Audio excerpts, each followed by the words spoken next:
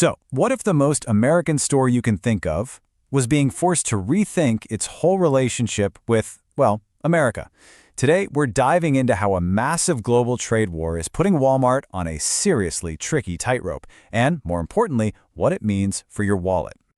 I mean, it sounds kind of crazy, doesn't it? Walmart leaving America? It's like an institution. But believe it or not, behind the curtain, there's this high-stakes drama playing out that's forcing this retail giant to question, well, everything.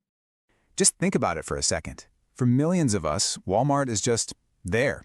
It's where you grab groceries, new clothes, electronics. It's completely woven into the fabric of daily life here in the States. And that's exactly why this story matters so much. Okay, so how did we even get to this point? Well, it all goes back to a huge shift in U.S. trade policy. The government, trying to boost manufacturing here at home, basically built what some are calling the Great Tariff Wall. The whole idea was pretty simple on the surface. Slap a big tax, a tariff, on stuff we import, especially from China. The goal? Make us less dependent on other countries, and maybe bring some jobs back. But, oh boy, the ripple effects, they were immediate and they were absolutely massive. And here's the first major shockwave. Almost overnight, imports from China just tanked. We're talking a drop of nearly 23%. Now that's not a tiny adjustment. That is a sudden, screeching halt to the flow of goods that companies like Walmart literally built their entire business on. And just look at the numbers here. We're not talking about a small tax. The tariff rate on a ton of Chinese goods is already at 54%, and there's talk of it going up to a mind-blowing 125%. I mean, how can any business possibly plan for the future with that kind of chaos? The short answer is, they can't. Okay, so that's the high-level policy stuff. But what does this actually feel like for the people and the factories who are stuck right in the middle of it all? Let's take a look at the view from the ground. This quote from a Walmart VP, Barry Sean, just says it all. He told this story about a factory in China that makes Christmas decorations for Walmart. Get this, for the first time in 10 years, they made the ornaments, but they couldn't put price tags on them. Why? Because nobody, not Walmart, not the factory, had a clue what the final cost would be to you, the shopper. That's how uncertain things got. And this is a perfect example of that paralysis in action. Picture this. A factory gets a huge clothing order from Kohl's here in the US. They go out, they buy all the fabric, they get the machines ready, workers are standing by, and then the phone rings. It's Kohl's. The message? Stop. Everything. The tariffs made it impossible to figure out a price. And this wasn't a one-off thing. This exact story played out again and again. So you can just imagine the mood that created.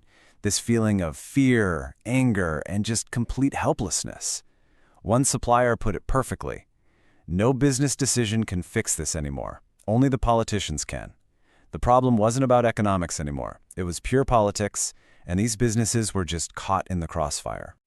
Right. So, what happens when these individual factory stories start happening all over the place on a massive scale? Well, you get a huge global shift. All this disruption is literally forcing companies to redraw the entire world trade map. You know, for decades, China was basically the world's workshop, especially for us in the US. But look at this. That dominance is shrinking. Its share of our imports has dropped in a big way, and that's created this giant vacuum in the supply chain. And, well, someone has to fill it. And of course, that creates a really clear set of winners and losers. China is definitely feeling the sting of all this lost business. But on the flip side, other countries are seeing a golden opportunity. Places like India, Vietnam, and Thailand, they're jumping in fast to fill that gap. And to make this whole shift more official, more stable, there's now serious talk about a big new trade deal between the US and India. You can see why, right? For a company like Walmart, this is like a potential lifeline. It's a way to build a brand new, reliable supply chain, one that isn't under the constant threat of these insane tariffs. Okay, so we've got all this global drama. Tariffs, factories on hold, a whole new world map for trade.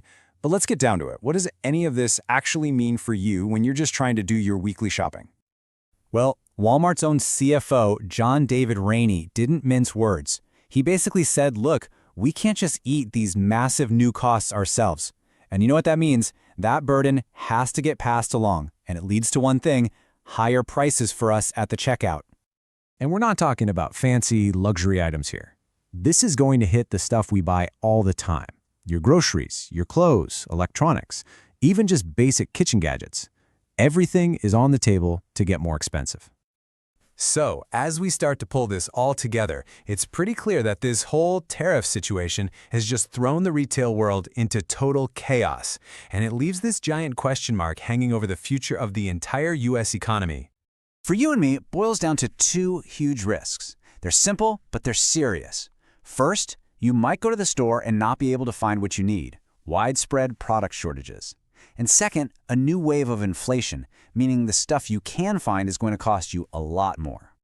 And all this leaves us with one last really big question. We've been talking about Walmart this whole time, right? A corporate giant with almost bottomless resources. If they are struggling this much to walk this tightrope, what about the little guys? What about all the small local businesses all across the country? How are they supposed to survive? That's the question we really need to be asking.